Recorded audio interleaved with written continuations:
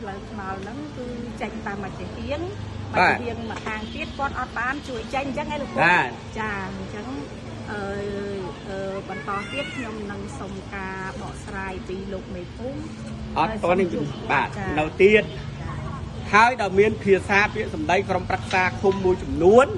គាត់ថាចេញទៅកើតមកការទៀតដល់ចៅម៉ាយអញ្ចឹងបានន័យថាសម្ដីនេះមិនមែនសម្ដីអ្នកសម្របសម្រួលទេចាសម្ដីមកកាន់ខ្នងរោងមុខចា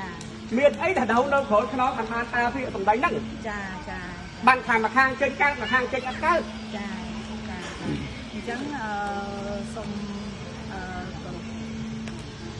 សម្ដេចព្រះសំលោកជំទាវលោកកញ្ញាលោកលោកស្រីអ្នកនាងកញ្ញានិងបងប្អូនទស្សនិកជនទាំងអស់ជាទីគោរពរាប់អានដូច្នេះនាងខ្ញុំគ្រាន់តែជាអ្នកសារព័ត៌មានខ្ញុំគ្រាន់តែជាកញ្ចក់ឆ្លុះបញ្ចាំងខ្ញុំគ្រាន់តែជាអាជ្ញាកណ្ដាលតែប៉ុណ្ណោះដូច្នេះរងចាំ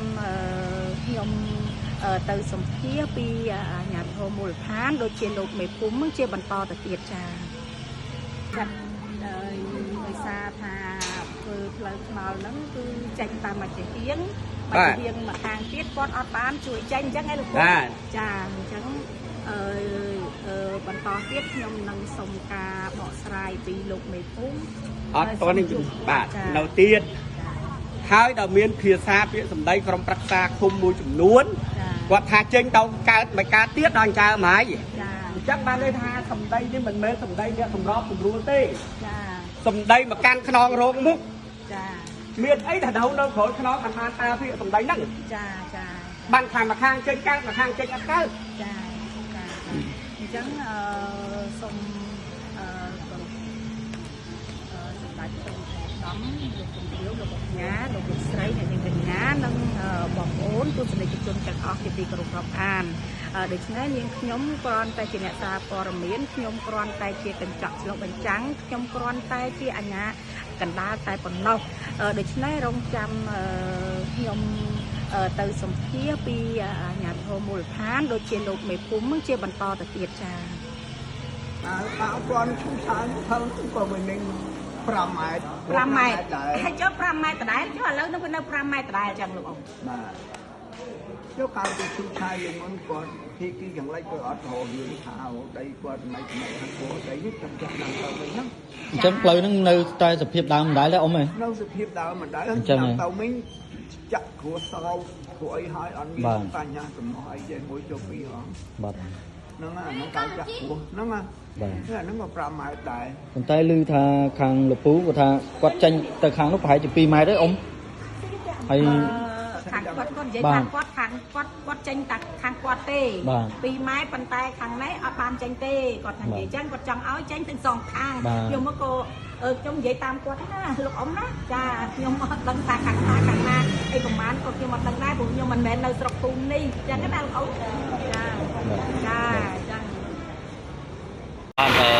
ជំរាបសួរទៅដល់បងប្អូនប្រិយមិត្តនេះនៅផ្លូវបេតុងមួយនៅក្នុងភូមិកៅហើយនឹង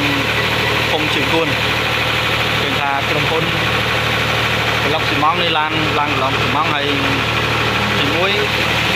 តែយើងមានឃើញថា8លីហើយក្រាលរោបេតុងបាទនេះជុំគាត់ចាក់បងមេការគេនេះណាបងអញ្ចឹងហើយចូលអានេះมันឃ្លាចេះហើយ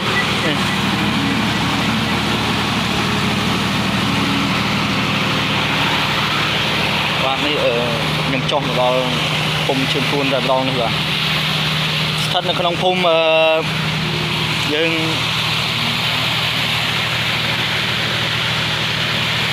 នេះបាទ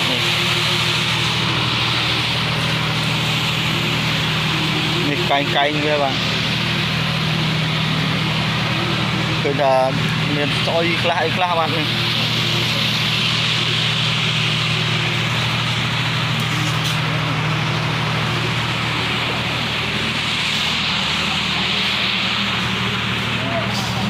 បងអញមេកាបងអញ្ចឹងហើយមេកាគេនៅណាវិញអញ្ចឹងចុះក្រុមហ៊ុននេះមានឈ្មោះគេបងខ្ញុំអត់ស្គាល់ដែរចំទឹកបើចូលមួយថ្ងៃមួយខែហើយចំចូលអញ្ចឹង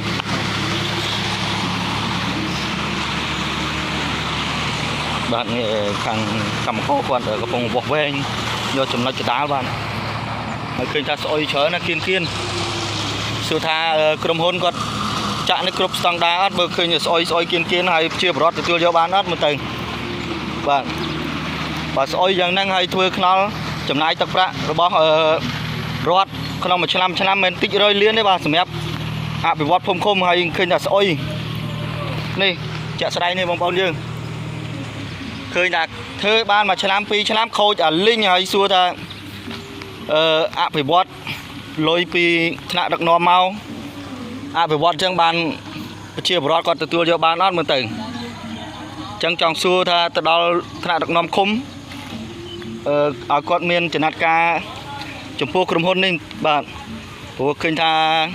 ការសាងសង់នេះដូចខ្វះបច្ចេកទេសអីឬក៏យ៉ាងណាខ្ញុំមិនទាន់ហ៊ានថាទេព្រោះខ្ញុំ